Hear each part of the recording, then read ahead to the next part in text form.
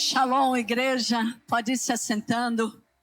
Muito obrigado, apóstolo Gustavo, apóstola Keila, nossos amigos e irmãos de ministério, desde nossa plena juventude, trabalhando na obra de Deus. E temos sim uma história juntos. Eles saíram do MIR, e vieram para cá, enviados para esse território, e hoje conquistando essa cidade, esse estado, Esse estado enorme, meu Deus. Um estado rico, um estado próspero, um estado muito abençoado. E que vocês continuem conquistando esse estado para o Senhor Jesus. Continue conquistando e levando o evangelho a cada família, a cada cidade. Que dessa igreja saia muitos pastores, muitos líderes, muitos apóstolos. Que esse estado seja tomado pelo poder do Espírito e a graça do Espírito, que é a salvação para todo aquele que nele crê. Amém? Então é com muita alegria que nós estamos aqui. Eu estava em Ariquemes esse final de semana, a pedido da apóstola Sueli, Ministério Kadosh, que há muitos anos já vem me pedindo para ir fazer uma conferência de mulheres. E ali cheguei e eles estavam falando da nossa última programação com vocês aqui em Porto Velho, que foi um congresso também, eu acho que para homens e mulheres. Tivemos um momento com os homens, com o apóstolo Arão e as mulheres comigo. Foi um seminário, um congresso de inteligência emocional. E foi muito gostoso, muito bom. E a gente continua trabalhando em Manaus, hoje já com a setorial, uma igreja muito grande. Aqui temos discípulos, pastores e nossos discípulos que fazem parte da célula. Eu queria que ficasse de pé, pastor Júnior, que é o nosso 12, Edson, Rafael e Odilon e Kennedy. Esses discípulos fazem parte diretamente das nossas células. E são homens hoje que já estão rodando o Brasil, debaixo também desse mover do legendário, ganhando homens para Jesus, restaurando famílias. São homens restaurados e que entenderam a missão do Evangelho. Então, Deus abençoe vocês e que essa chama alcance cada sacerdote dessa nação em grande salvação e graça, em nome de Jesus. Podem se assentar. E a gente continua nessa pegada única que Jesus deu para a igreja: ide e fazei discípulo em todas as nações. É a missão da igreja, Mateus capítulo 28 fala disso, versículo 18, 17, 18, 19, fala da grande comissão da igreja. E a igreja precisa estar ativa na vida de Jesus. E a vida de Jesus que o apóstolo leu aqui, nós ceamos e nós a tomamos, comemos e bebemos todos os dias na nossa vida, que faz parte de uma relação que nós precisamos desenvolver diariamente com Deus para ter uma vida crescente, em Deus e na missão de Deus para nós nessa terra. E dentro dessa missão, trabalhar com a essência do ser humano faz parte do sonho de Deus, da vida de Deus. Deus enviou o seu Filho para nos resgatar do pecado. E quando o seu Filho é enviado, ele vem para tratar o nosso coração, para limpar o nosso coração. Quando a salvação chega a um homem e a uma mulher, vem para transformar a nossa vida, a nossa história. A Bíblia diz que nós fomos transportados de um império de trevas, um reino de trevas, um legado de trevas. Esse império tem uma regência espiritual. Esse império de trevas tem o seu líder maior, o seu general, que é Lúcifer, os seus demônios. O império de trevas tem uma ordem espiritual. O império de trevas trabalha debaixo de legalidade, conquistando o coração do homem para abrir legalidade. Uma vez aberta a legalidade, porque o homem que tem o governo da terra É o homem que tem o governo da terra. Por isso que na oração do Pai Nosso que estais no céu, santificado seja o teu nome. Venha a nós o teu reino. Por que que Jesus estava nos ensinando essa oração? Porque o domínio da terra foi dado ao homem e à mulher. E quando Jesus ora, Pai, venha o teu reino sobre a terra, ele estava ensinando nós, homens, redimidos pelo sangue dele, dando legalidade para o reino de Deus reinar em nós, que é Jesus, o Salvador. Então, uma vez que Deus dá a legalidade da terra para o homem no planeta, Jesus vem para nos restaurar nessa legalidade, mas nos ensina a orar e a dizer ao eterno juiz, Criador e Salvador da nossa vida, dizendo a Ele, nós te damos legalidade para reinar na terra. Por isso que quando Jesus veio, Ele disse, eu vim para trazer o reino do meu Pai sobre a terra. E Jesus é a legalidade da redenção de todo homem e de toda mulher na terra. Por isso ele disse, eu vim para trazer o Pai, eu vim para trazer o reino do meu Pai, eu vim para trazer o reino de Deus. Quando Jesus fala isso, ele está abrindo a porta do reino, da redenção plenamente sobre o homem e a mulher na terra. Ele está abrindo a legalidade como homem que nasceu de mulher, Deus encarnado que se tornou vivo, a palavra viva encarnada em Jesus. E quando Jesus brada nos céus e na terra, dizendo o reino de Deus chegou na terra, Jesus estava dizendo a Lúcifer e ao império das trevas, agora há um homem santo, agora há um cordeiro encarnado para dar legalidade do reino de Deus ser pleno na terra. O reino de Deus ser pleno na terra. O reino de Deus ser pleno na terra. Por que Jesus precisou vir ser homem? Porque a terra foi dada a homens. E o reino do Espírito se move por legalidade. E quando Jesus vem, ele começa anunciando uma única palavra: o reino do meu Pai chegou, o reino do meu Pai chegou, o reino do meu Pai chegou.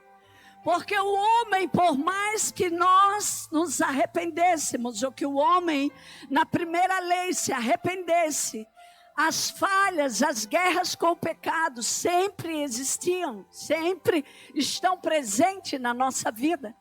Mas quando Jesus encarna, e nós estamos num culto de ceia, um culto de primícia, por isso que ele é o último Adão, por isso que a tentação que ele teve após 40 dias no deserto foi tratar com Lúcifer, porque ele estava encarnado, ele estava na carne, ele estava no espírito, ele tinha nascido de mulher, e ele estava estabelecendo o reino do Pai na terra, um reino que estava caído, um reino que estava debaixo de limitações.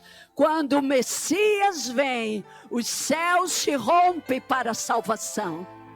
A Bíblia diz que o véu se rasgou e o homem por ele passa a ter agora a ligação direto com o Pai, a ligação direto com o Espírito de Deus. Não era mais lei, não era mais o templo, não era mais só o sacrifício.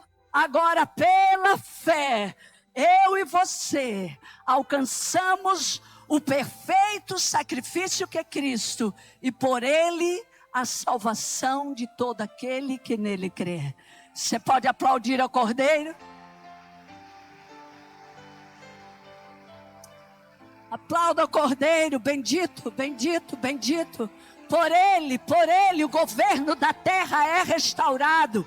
O governo do homem é restaurado. O governo divino na nossa vida é restaurado. Olhe para o seu irmão e diga: reine em Cristo sobre a terra. Deixe o reino de Deus reinar sobre a sua vida. Porque agora você tem Jesus e o reino da terra. Por isso que a palavra do Senhor diz que o reino do Messias não terá fim. É o reino do Messias. Isso é quando a gente acha ele, o reino do Messias. Ele vai trazer, e eu quero me deter agora, o restante desse tempo, no reino do Messias, restaurando famílias. A primeira porta é o novo nascimento. Eu troco esses dois livros aí. Primeiro é Códigos de Sabedoria. Esse livro é o livro de Provérbios. O apóstolo Arão e eu pegamos o livro de Provérbios da Bíblia e nós estruturamos ele em temas. Porque o livro de Provérbios, um capítulo, ele fala de finanças, né? Fala do caráter, fala da imoralidade, fala de várias coisas. Num capítulo ele fala da língua, fala dos olhos, fala da avareza. Às vezes num capítulo várias coisas. E a gente foi estruturando por temas. Então é o livro de sabedoria. Ele é um livro de cabeceira, assim, que você pode todo dia, porque ele é exatamente o livro de Provérbios reescrito em temas. Temas específicos para as mulheres, específico para os homens, específico para filhos, específico para os negócios, tudo que é sobre negócios e finanças, aqui a gente estruturou, específico para quando Provérbio nos ensina a lidar com a sexualidade, a nossa sexualidade, as vigilâncias que precisamos ter. E então a gente vai estruturando. Você pode adquirir, depois eu vou estar lá também autografando.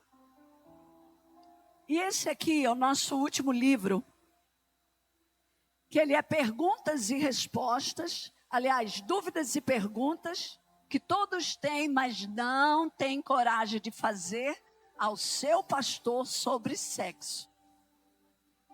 Então, ele é um livro que a gente fez por inúmeras conferências que fizemos, tanto de família quanto de jovens, e as pessoas nos mandam muitas perguntas. Muitas perguntas, tanto jovens quanto adolescentes, quanto adultos. E aí a gente estruturou essas perguntas aqui e trouxemos respostas biblicamente, dentro da estruturação bíblica. Hoje esse livro tem também sido um instrumento para pais, porque a sexualidade hoje está uma guerra. E os pais precisam de direção. Os pais precisam hoje do ensinamento de sexo claro sobre estruturação bíblica para trazer para os filhos. Como falar para os filhos hoje sobre a ideologia de gênero? Nós estruturamos isso aqui. Sobre os tipos de sexo também, nós estruturamos aqui. Sobre a virgindade, sobre, deixa eu ver aqui, abortos. Né? O desafio hoje, porque o sexo está aí, por mais que as pessoas se cuidam, os desafios do aborto hoje estão cada vez maior. E o aborto traz maldições, que eu arrisco dizer que não é qualquer tipo de maldição que vença a maldição do aborto, porque é sangue inocente derramado. Quando você derrama um sangue de uma pessoa criminosa, é uma coisa. Quando você derrama sangue de inocente, é outra no mundo do espírito, porque o mundo do espírito age por legalidade. E Satanás ama sangue inocente. O maior problema de Davi não foi só o adultério, foi o sangue inocente daquele soldado. A trama psicológica, mas o sangue inocente. Então, hoje, a igreja precisa enfrentar o sangue derramado. O sangue que clama no mundo do espírito, e às vezes aquilo, você sabe que um pecado, quando ele não é confessado, ele tem fala. Ele dá fala a demônios, ele dá força a demônios. Um pecado não confessado, ele dá legalidade a demônios. Demônios, eles agem pela lei de Deus. E Deus estabeleceu tudo por legalidade. Então a gente fala sobre abortos, fala muito também sobre abuso sexual, violência sexual, como procurar caminho de cura e restauração. Mulheres, né, muito também na questão da sexualidade das mulheres. As mulheres lidam com os processos da imoralidade, às vezes de uma forma muito mais devastadora do que o homem. Parece que isso rasga mais a mulher. Parece que isso desestrutura mais a mulher psicologicamente, espiritualmente e organicamente. Capacidade da mulher adoecer por causa de fatores sexuais emocionais, né? É um ciclo, estabelece emoções, mas aquilo está ligado ao vínculo sexual e aquilo vai muito para os órgãos sexuais da mulher, porque é emoção. O corpo vibra as emoções. E vibra quando é traída, e vibra quando entra na prostituição, e vibra quando tem outros fatores sexuais que trazem problema. Por último, esse livro também, vários outros assuntos, mas trata demais sobre o desafio. O maior gigante na vida sexual hoje é a porta de entrada que se chama pornografia. O sexo nas nossas mãos.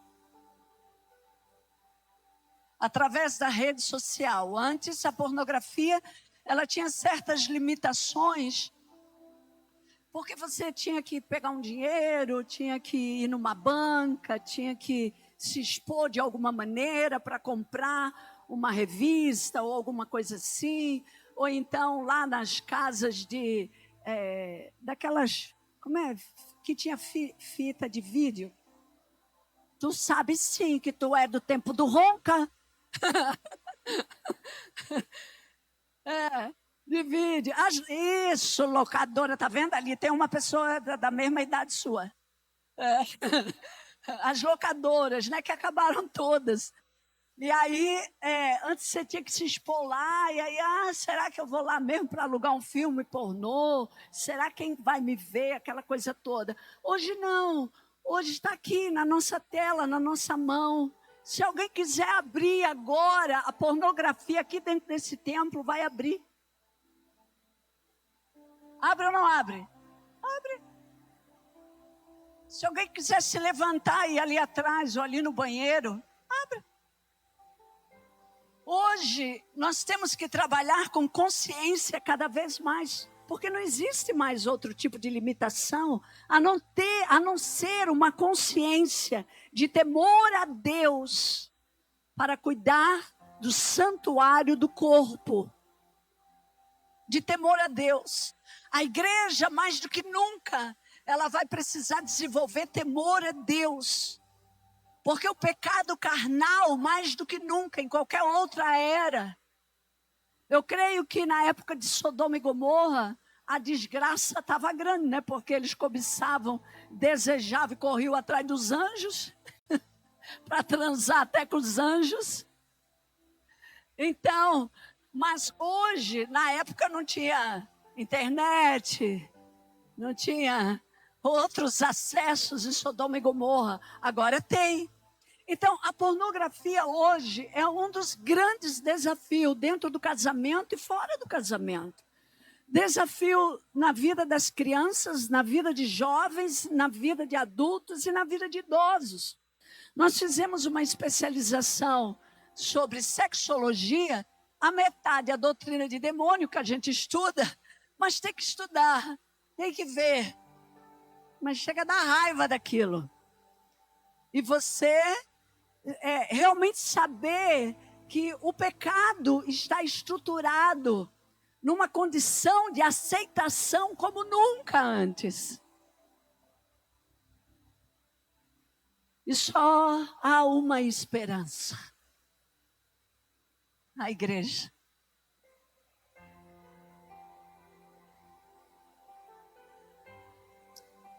Se o mundo não puder olhar para nós, e se o mundo não ver em nós luz, e se nós não formos mais capazes de brilhar em meio às trevas, a igreja morreu. Se nós não formos mais capazes de brilhar em meio às trevas, de ser luz em meio às trevas, o que será de nós como igreja? Nós não podemos. Que o Espírito não nos deixe. Como a gente roda às vezes no mundo, e a gente vê igrejas que eram avivadas, hoje são igrejas LGBTs.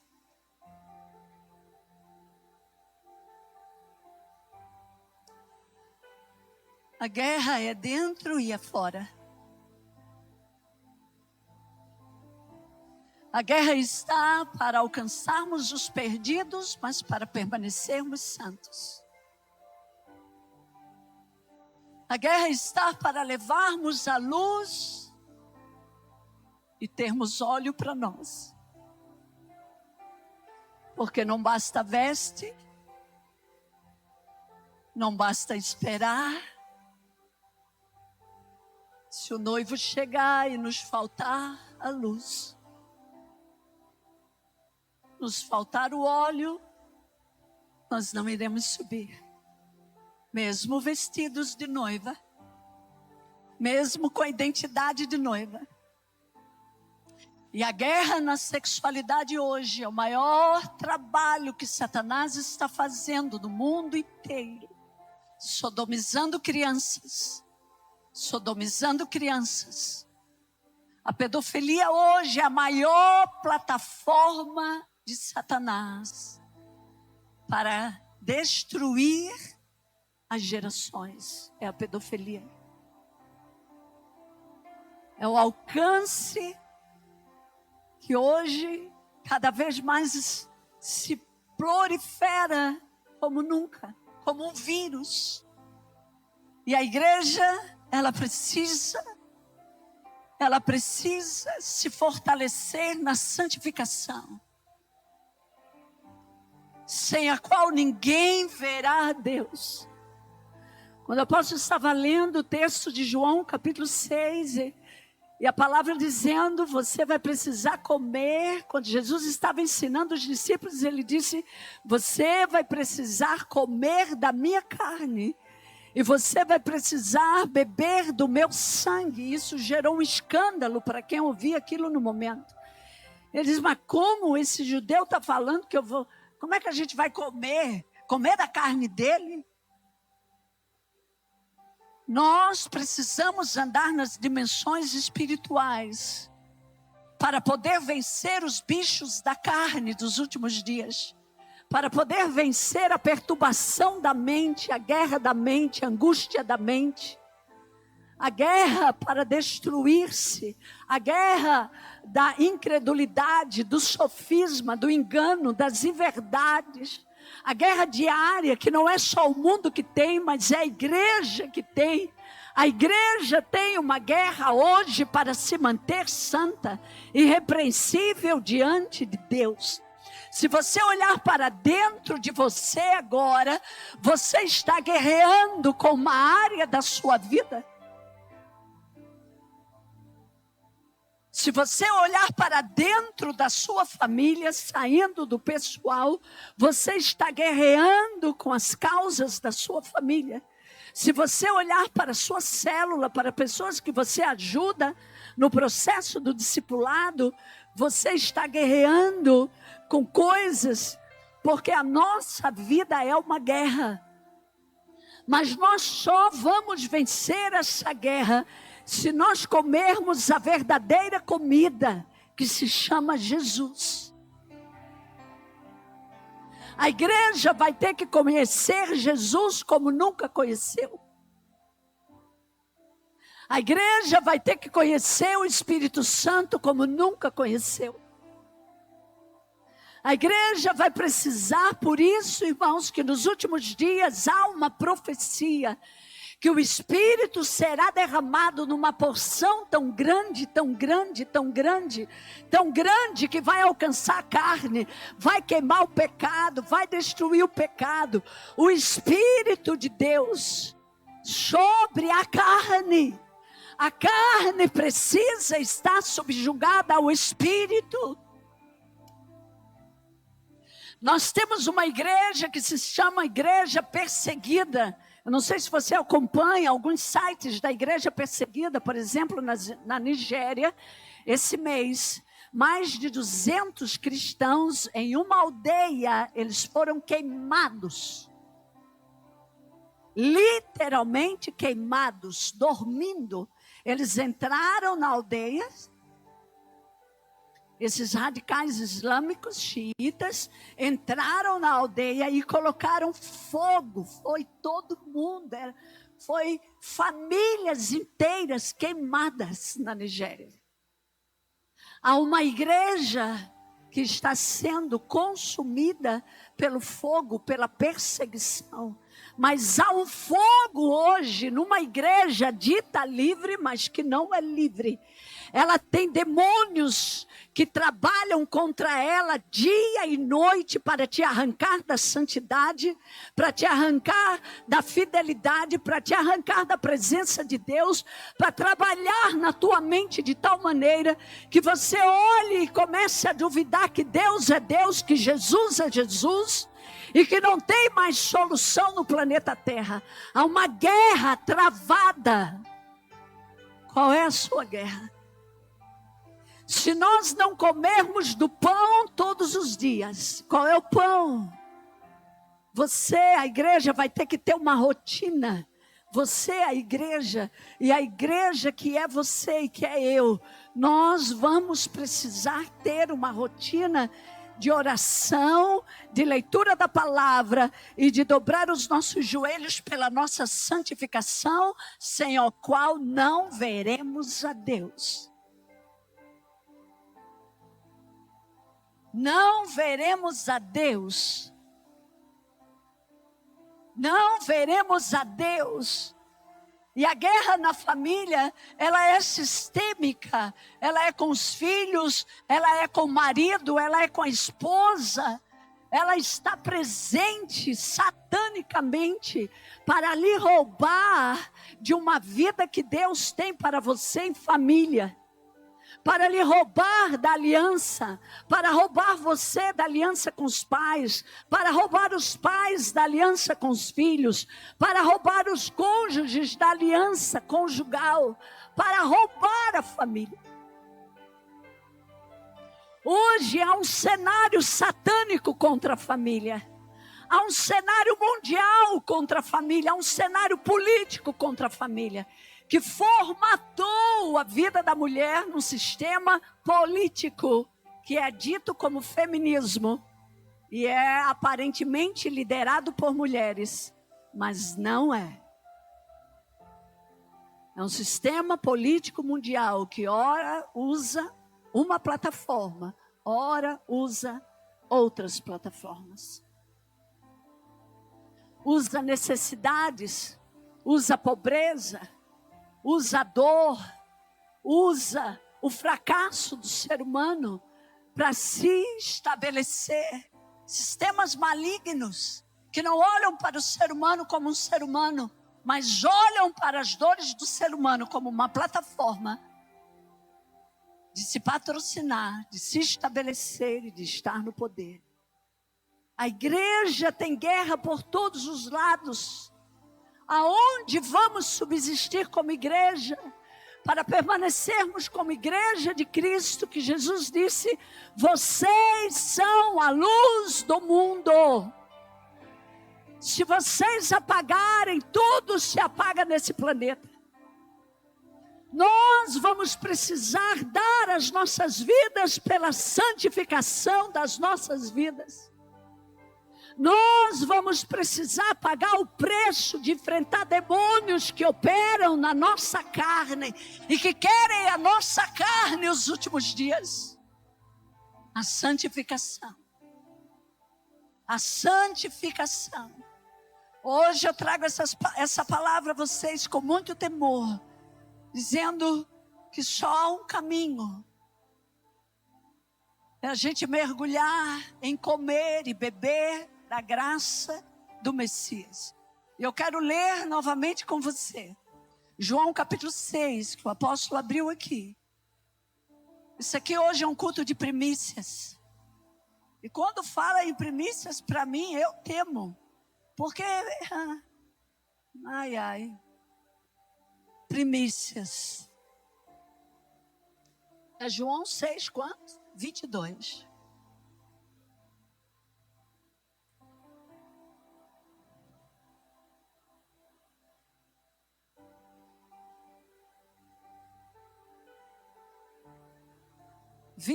Diz: no dia seguinte, a multidão ficara do outro lado do mar e notou ali que não havia senão um pequeno barco e que Jesus não embarcara nele com os seus discípulos, tendo esses partido sós.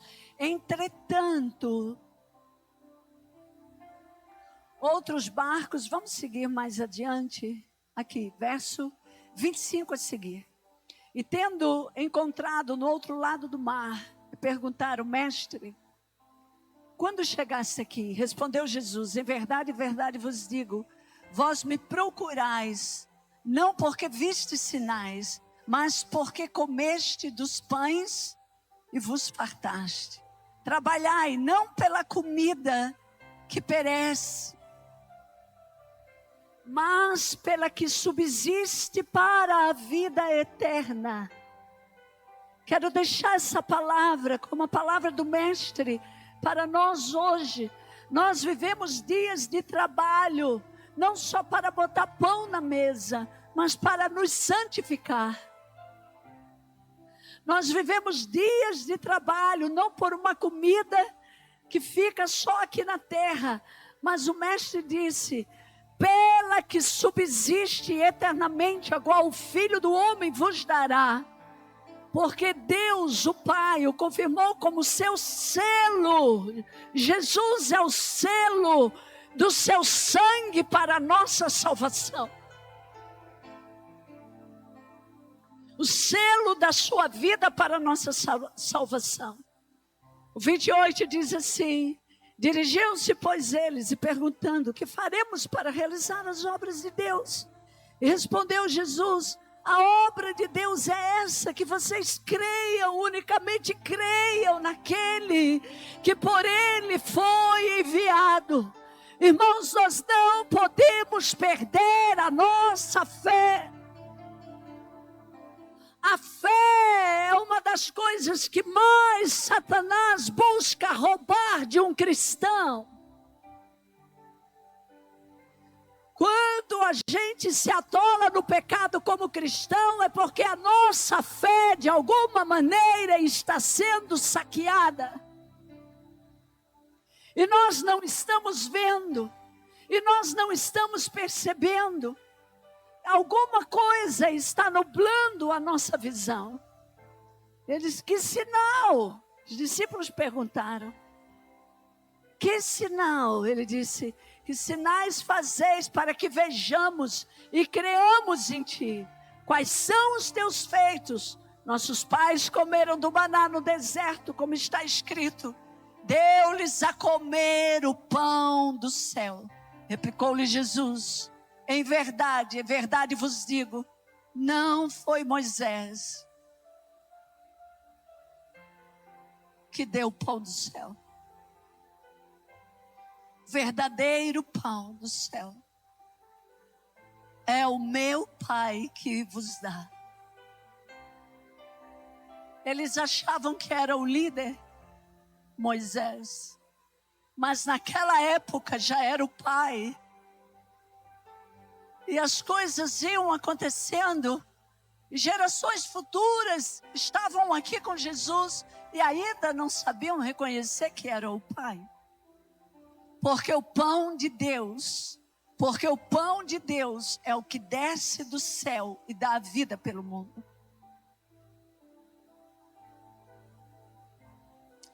Então me disseram, Senhor, dá-nos sempre desse pão. Esses caras eram crentes. Esses caras eram discípulos. Eles trabalhavam. E nós precisamos desse clamor que os discípulos disseram aqui, ó. Senhor, eu preciso comer do pão. Senhor, eu preciso comer de Ti. Se você olhar para dentro de você hoje, dar uma nota para você de 0 a 10, sobre ser um crente, qual seria a sua nota hoje, na sua avaliação? Que tipo de crente você é? Que tipo de pão você está comendo? Como está a sua luz? Sua candeia, como tem óleo? Você está passando fome? Faz tempo que não come de Jesus? Irmãos, a fé vem pelo ouvir. Eu tenho um princípio na minha vida espiritual. Talvez lhe sirva. Nós não podemos, ou se não deixamos, nós temos que desenvolver um relacionamento pessoal com Deus. Se você ainda não desenvolveu um relacionamento pessoal com Deus e com a palavra de Deus, a ponto dos seus ouvidos ouvirem a Deus, você não é um crente pleno. Não estou dizendo que você não é crente, mas você tem que crescer no nível. Porque haverá um dia que nós ouviremos tantas vozes,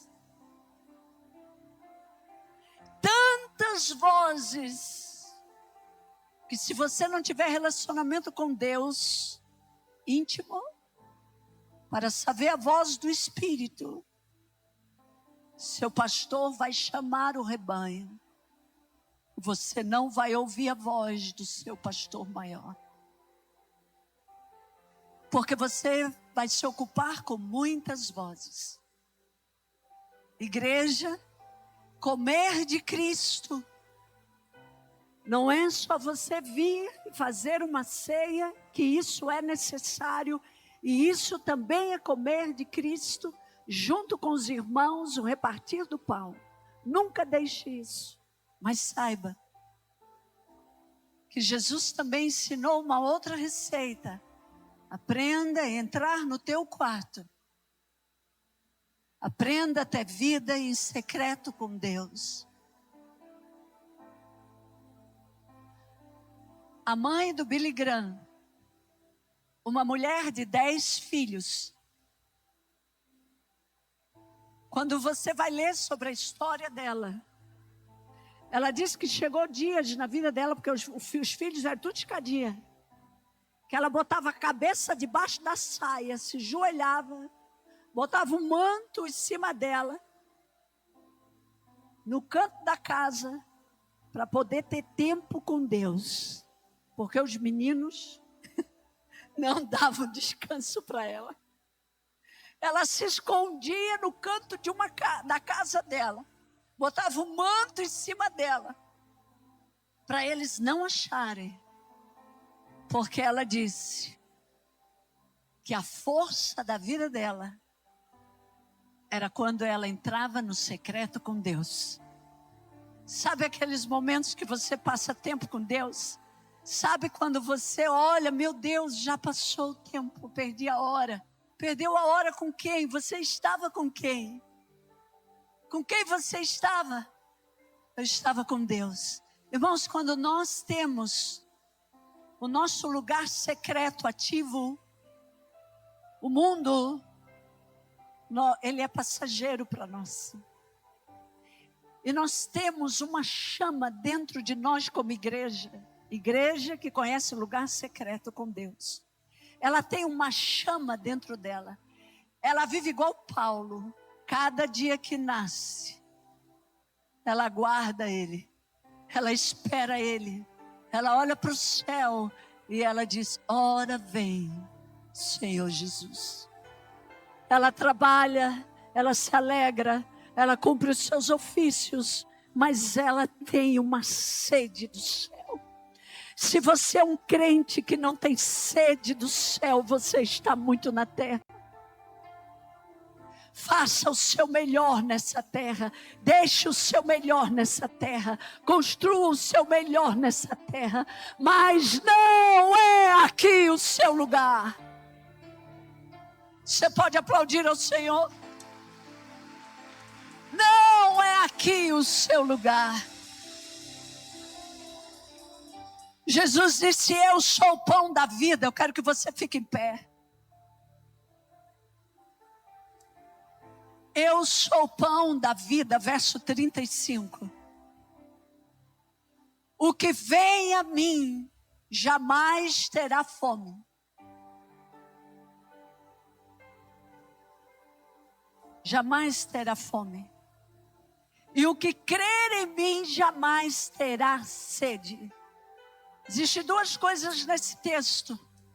Você tem que comer de Cristo, que é através do relacionamento que você desenvolve na sua vida pessoal com Deus. Você vai comer dele. Em segundo lugar, você vai ser um gigante na fé. Porque não tem como você ser um gigante na fé se você é um raquítico. Se você não come dele, se você não bebe dele. E isso é por meio da fé. A fé é pela fé. Você tem que ter a visão de Jesus. Nós somos servos da palavra. Nós somos servos da salvação. A igreja não é a salvação. Ela é a serva da salvação na terra, que é Jesus. A igreja não salva, quem salva é Jesus. Eu sou a igreja. Se em mim eu não resplandecer Jesus, o Rei da Glória, e eu achar que é por mim que eu vou levar as pessoas para Cristo, eu estou fazendo errado.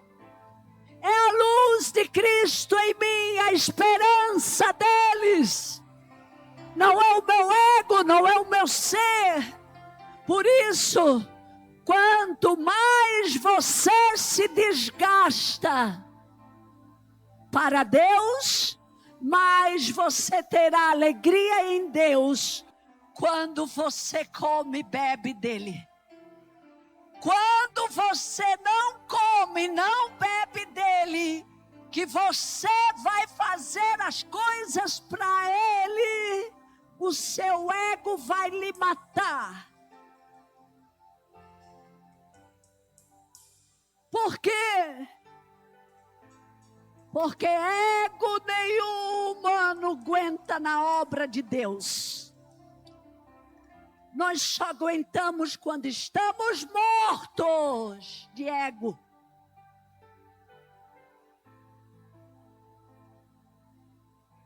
Quando estamos mortos de egos, líderes de célula desse ministério, quanto mais nós morrermos para Cristo, mais o nosso espírito será forte para anunciar o Evangelho, para pregar o Evangelho, para ser crente verdadeiro, para pagar o preço e para sofrer perseguições. Quanto mais ego nós temos como igreja, talvez nenhum escorpião lhe pique mais quanto o seu próprio ego. E tenha um veneno mais potente de matar a fé do que o nosso próprio ego. Quanto mais nós nos amortecemos por dentro e mais Cristo em nós, mais esperança o mundo terá da sua glória. Hoje você comeu e bebeu dele. Eu quero que você levante as mãos para os céus e você comece a adorar o eterno Salvador, o Redentor. Oh Espírito, nós te adoramos. Queria que o louvor adorasse ao Senhor. Nós vamos adorá-lo. Nós vamos adorá-lo.